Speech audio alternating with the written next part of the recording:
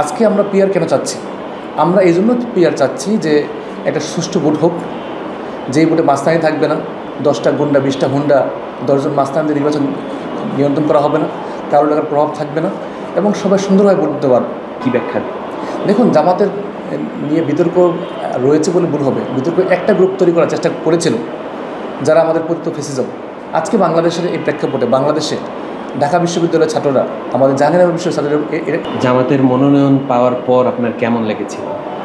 যে দেখেন, আমাদের জামাত ইসলামীতে আমাদের মনোনয়ন পাওয়ার পরে নিঃসন্দেহে আমরা এটা দায়িত্ব মনে করি। এটা খুব আনন্দের সংবাদ সেটা বলবো না, এটা দায়িত্বের মনে করি।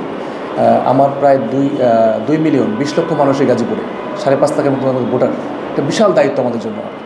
এই মহানগরী একটা শিল্পনগরী, কিন্তু শিল্পনগরী থাকার পরে আমাদের অসংখ্য সমস্যা আছে। আমি যখন এই সমস্যাগুলি চিন্তা করি তখন আমার ঘুম আসে না। তো এটাকে আমি বলবো যে দায়িত্বের একটা ভার কাঁধে চাপা, এরকম মনে হচ্ছে আমার কাছে। পিআর নিয়ে মত রয়েছে, সেক্ষেত্রে জামাত বরাবরই হচ্ছে উচ্চকক্ষ এবং নিম্নকক্ষে পিআর চেয়ে আসে।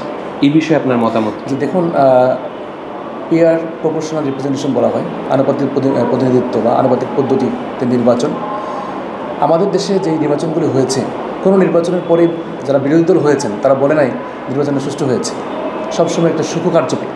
আমি একসময় মনে করতাম যে সম্ভবত সূক্ষ্ম নির্বাচন শব্দের সাথে কারচুপি ওয়ার্ডটা খুব রিলেটেড, নির্বাচন মানে কারচুপি, এরকম মনে হতো আমার কাছে। কারণ এত বেশি বাংলাদেশের সবগুলো নির্বাচন বিরোধী দলে এই কথা বলেছে। আজকে আমরা পিআর কেন চাচ্ছি? আমরা এই জন্য পিআর চাচ্ছি যে একটা সুষ্ঠু ভোট হোক, যেই ভোটে মাস্তানি থাকবে না, 10টা গুন্ডা 20টা হুন্ডা 10 জন মাস্তানদের নির্বাচন নিয়ন্ত্রণ করা হবে না, কারো টাকার প্রভাব থাকবে না এবং সবাই সুন্দরভাবে ভোট দিতে পারবে। একটা আসনে যখন 10টা বা 15টা কেন্দ্র দখল করে ফেলা হয়, তখন ওই আসনে আর সুষ্ঠু ভোটের আশা করা যায় না। তো এখানে আমরা পিআর চাচ্ছি। বিশ্বে প্রায় 100টা দেশে পিআর আছে। আমি তুরস্কে ছিলাম, তুরস্কে পিআর পদ্ধতিতে নির্বাচন হয় এবং আপনি জেনে থাকবেন যে তুরস্কের সকল নির্বাচনের পরেই সকল পক্ষই নির্বাচনের ফলাফলকে মেনে নেয়, কারণ তারা জানে এখানে দুর্নীতি করার সুযোগ নেই, দুর্নীতি এখানে হয় না, করাপশন এখানে নেই। এই কারণে আমরা বলছি যে আমরা পিআর চাই। কিন্তু বাংলাদেশের মানুষ, দেশের মানুষ, তারা যাকে চায় তাকে ভোট দিতে পারে। যেখানে যেখানে প্রভাবটা মানে নির্বাচনে কালো টাকার প্রভাব বলি বা পেশিশক্তির প্রভাব বলি, এটা যেন না থাকে, এই জন্য আমরা পিআর চাচ্ছি। আপনি বাংলাদেশ জামাতে ইসলামীর হয়ে গাজীপুর 6 আসন থেকে মনোনয়ন পেয়েছেন।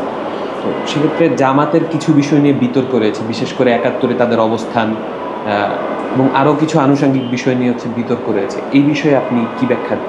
দেখুন, জামাতের নিয়ে বিতর্ক রয়েছে বলে ভুল হবে। বিতর্ক একটা গ্রুপ তৈরি করার চেষ্টা করেছিল যারা আমাদের পতিত ফেসিজম।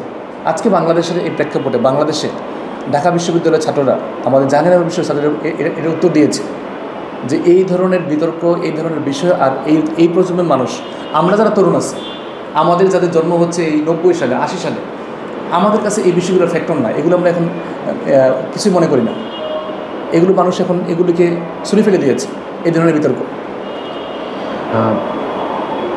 কিছুদিন আগে জাতীয় সঙ্গীত নিয়ে একটা বিতর্ক সৃষ্টি হয়েছিল। তো সেক্ষেত্রে আমরা দেখতে পাই যে জামাত তাদের কোনো প্রোগ্রামে জাতীয় সঙ্গীত এখন পর্যন্ত গায়নি। তো এই বিষয়টা কিভাবে কি বলছেন? জামাতের কোনো প্রোগ্রামে জাতীয় সঙ্গীত গাওয়া হচ্ছে না, জামাত যদি ক্ষমতায় আসে জাতীয় সঙ্গীত কী হবে, বা এ বিষয়ে আপনার দেখেন, জাতীয় সঙ্গীত চেঞ্জ করা নিয়ে জামাতের পক্ষ থেকে অফিসিয়ালি কোনো বক্তব্য আমি দেখি নাই। জামাতের কোনো নেতা জাতীয় সঙ্গীত চেঞ্জ করা দরকার এটা বলতে আমি শুনিনি। হয়তো ব্যক্তিগতভাবে 2-1 জন বলতে পারে, এটা সব দলই বলে। আপনি যদি পিনাকি ভট্টাচার্যের কথা বলেন, জনপ্রিয় ইউটিউবার, সবসময়ই কথা বলেন আর কি। তো আমরা সংবিধান অনুযায়ী যে জাতীয় সঙ্গীত এখন আছে ওইটাই আমরা গাচ্ছি। জামাতের প্রোগ্রাম জাতীয় সঙ্গীত গাওয়া হয়, শিবিরের প্রোগ্রাম আমি জাতীয় সঙ্গীত গিয়েছি, আমি আমাদের প্রোগ্রামগুলি জাতীয় সঙ্গীত গিয়েছি।